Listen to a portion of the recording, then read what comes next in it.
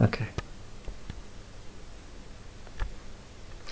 Okay, Simon, thank you so much for doing this again. And I think one of the other things is that I really wanted to, shout out to the people out there and say Happy Gay Easter. So, and it's 2009 and we're celebrating Easter. There's always something I've always said to people, and especially audience and congregation, is that God made all things. And again, John 3:16 said that God loved the world, that God gave God's only begotten child, and that child is Jesus Christ. So Easter is the time that Jesus Christ, died, by crucifixion, and on the third day, Jesus Christ rose from the dead. So again, it doesn't say that Jesus Christ died for selected people. It doesn't say that Jesus Christ died just for the righteous, but Jesus Christ died for all people. Mm-hmm. Okay.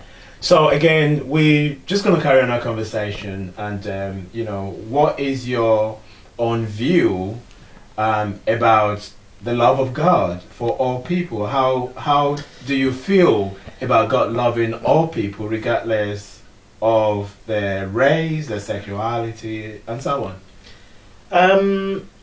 To me, it just is a natural feeling.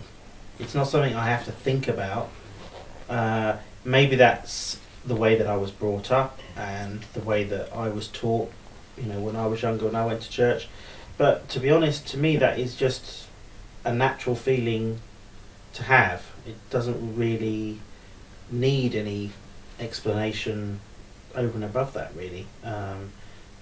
It's something I've always believed in. It's something that's always been there. And to me, there is no, select few that the love of God affects. It is everybody, and everybody means everybody. So it's. I think the other good thing again is that with experiences, when you have traveled around the world and you experience different culture, you really don't see differences between the humanity of the people, and there is something that's very important with what we are doing.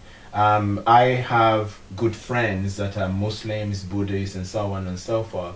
And I just see God, through their lives and their actions and their culture and their background.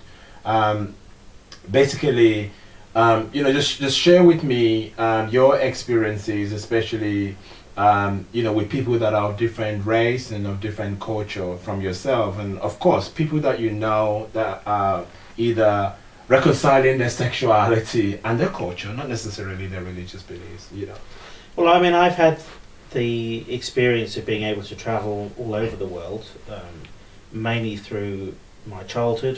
My parents used to take us away quite a lot, and indeed through my work in travelling to various different places to do things, and it's given me that opportunity to mix with all sorts of different cultures. So I've had the opportunity, for instance, to go to Japan, and not just to use that experience as a holiday, but also to actually go and interact with people to see, how they children at school, for instance, and how they, they deal with their everyday lives, and seeing that mixture of the Christian faith in work in Tokyo, for instance, and visiting a Christian school, comparing that to, other schools in northern parts of Japan that, are more into the Buddhist faith, for instance, and even closer to home here.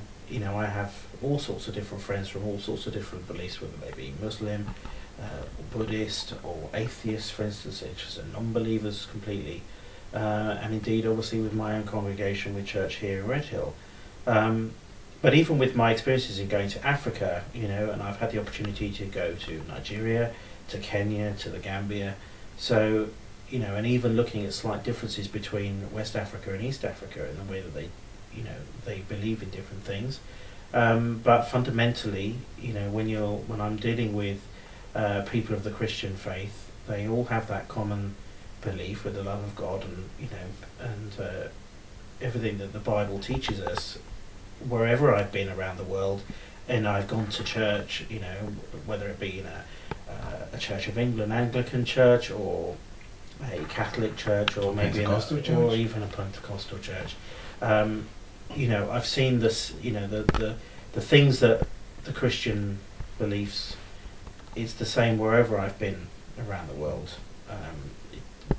Obviously, I've only had one experience now where I've been to a church in the US where it was in the middle of the gay community, and indeed looking at the majority of the congregation were openly gay and would show that sort of acknowledgement and affection even within the congregation in everyday life and when they go to church. You know, you just reminded me of something, and you know, it's about ministries or churches that are overtly welcoming to the gay community. And of course, you know, I've certainly had experience also being a gay minister. Well, just in case you don't know, I always describe myself as a happy, holy homosexual. And I know it's a mouthful. Oh my God, did I just say that? But anyway, I think what's important here is about, you know, bringing people into a safe environment to be able to worship God and just be themselves. And it's easier in some parts of the world than other places. For example, in Nigeria, we had problem, you know, in 2008 with the House of Rainbow. But, you know, we're moving on because, you know, we're trusting God for the spiritual empowerment, you know, for the people and the ability to reconcile sexuality and spirituality. I mean, in my experience, especially with the church in the US, it was nice to be able to go to church, sure, and it be an unspoken acknowledgement, as opposed to the service and everything around it being specifically about homosexuality, for instance. It was the opportunity to go to church, to practice and worship with other homosexuals, and they're all to be open about that without turning the service into everything about homosexuality. And you know, and if the opportunity to go to church in general gave people that opportunity to be like that, rather than it being dominated by the fact that there were gay people there, then I think it would be a far better place. I think I agree with you again, and then we also have to be careful not to make everything gay. Yeah. And the important thing is, you know, salvation, redemption. And I think Easter is a time that, you know, help us to remember all of those things that are so important. Jesus Christ came into this world through the love of God for all people. Jesus Christ died for all people. In fact, Jesus Christ died for our sins, not our sexuality. And, you know, the risen Lord is alive today, and that is important. And we should carry on with the message of inviting everybody to church, you know, our neighbors, our enemies, our outlaws and in-laws to church. So that's really important. I mean, obviously, on the backdrop of the poster behind us, which is some people are gay, get over it, it's a serious campaign. How do you think that the secular world and the religious world can embody this message? What are your views about that, you know? I think with a lot of these campaigns, they will need to run for a long time. And I think as long as the prominence of it can keep on coming up and keep reminding people, I think eventually it will do some good. I think in this modern day life, it's got to reach so many different people at all sorts of different levels. These campaigns are very important in order to continually trying to get those messages across. Albeit a simple message, it's still a difficult message. Okay.